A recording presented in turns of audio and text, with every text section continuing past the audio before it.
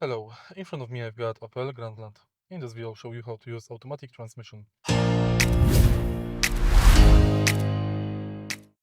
In the beginning, take a look in the center of the car. Firstly, press brake, and now to switch from parking to reverse, push the transmission right and downwards. To select neutral, push it downwards.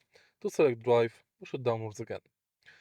If you want to manually switch gears, while on the drive mode, push it left. Now you can change gears like this.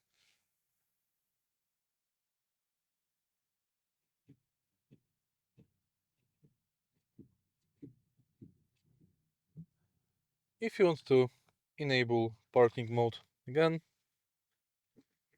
push it upwards with a little curve to the right side and then left. And that's basically it. If you find this video helpful, please leave like, comment and subscribe.